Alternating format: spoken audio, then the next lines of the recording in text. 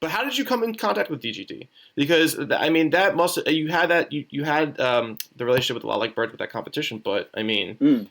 how did you Um, guys build that? how did I meet them? So okay, so I worked for a lot like Birds, and then around that same time, a band called Stolus signed to Hmm. Will Swan, the guitarist of Dance Gavin Dance, started a record label called Blue Swan Records, and Stolus were the first band that got signed to them. And I remember they put out a song called Medusa, and it blew my fucking mind. It was like, do you know the song?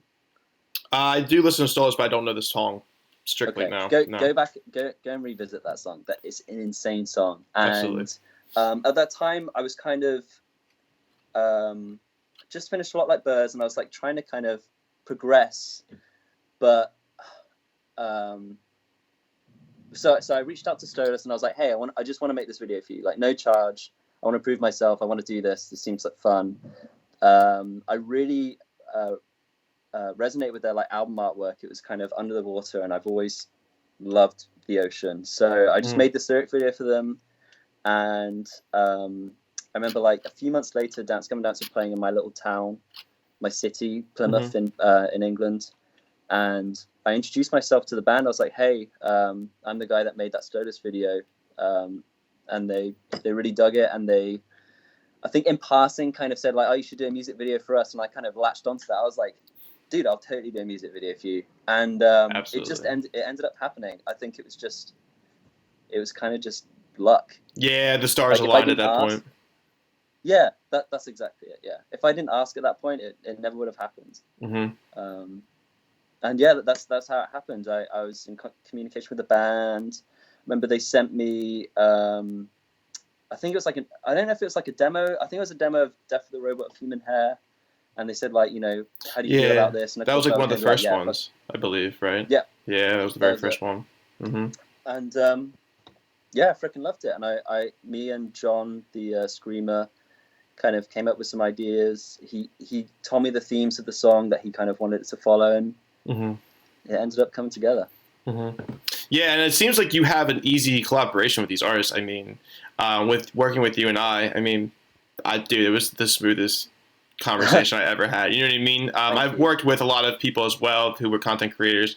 Back in the metalcore days, back in 2013, everybody was eating with the lyric videos, like you said, like editors, content creators with lyric videos. It just was flooding YouTube, and that was the Yeah. cool thing. If you had a really cool lyric video, it's basically just as better, if not better, than a music video for some of these artists.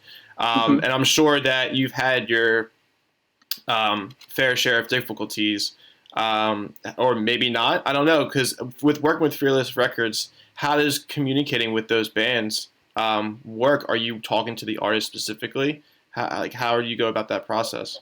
Um, it varies. It varies from project to project. Mm-hmm.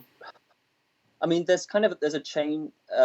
There's a group of people in Fearless, and there's people kind of like not above me, but people that kind of take care of some of the things I don't need to do. So, Mm-hmm. uh, I have a couple people that kind of come up with what they need to post on social media, and then they just ask me like, can you make it? And then my job is literally just to be like, yeah, I'll make it, Yeah. which is nice because I don't have to do any of the logistics. It's just the creative side. Oh, good. That's awesome.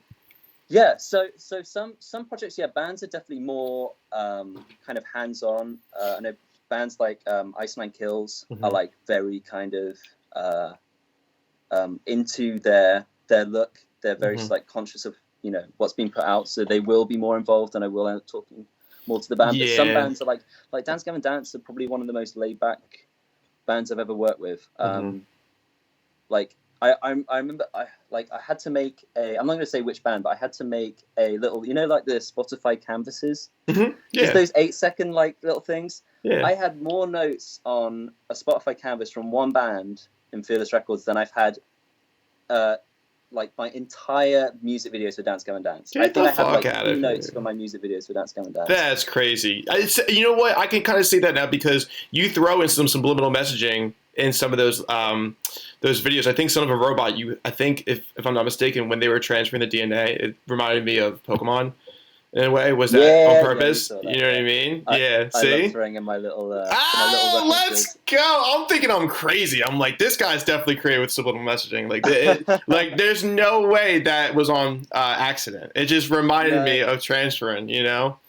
I like totally I like had to remember like what did that Game Boy like link exchange thing look like, and I totally like mirrored it. Yeah, Fuck yeah! I I'm glad you think. picked up on that. I didn't see a lot of people mention that. I was like, oh, maybe DGD fans weren't Pokemon fans. I mean, don't try to get me to debunk the Da Vinci Code, but I could definitely pick out some subliminal messages like in those videos because it was just like Bill had to transfer his DNA. I don't even know what he was.